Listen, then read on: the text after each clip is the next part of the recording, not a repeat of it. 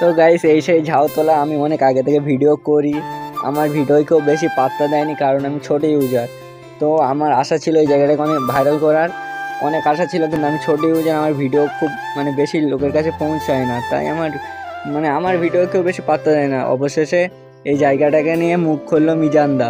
তো মিজানদাকে আমার তরফ থেকে অনেক অনেক ধন্যবাদ। আমার আশাটা আমাদের অনেক পাবলিকের আশা যে এই ঝাউতলাটা ভাইরাল হোক।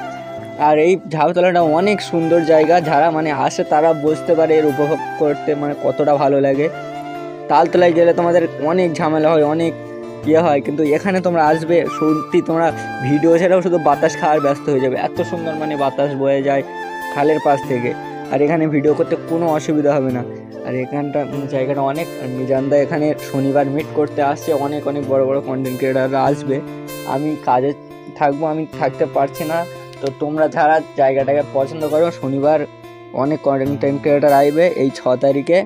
তোমরা যারা জায়গাটাকে দেখতে চাও আসবে, এই জায়গাটাকে ভাইরাল করো। তোমরা এই জায়গাটা অনেক সুন্দর, তোমার প্রকৃতিটা উপভোগ করবে, তোমরা দেখবে জায়গাটা এত সুন্দর লাগবে তোমাদের যে বলে বোঝার মতো না।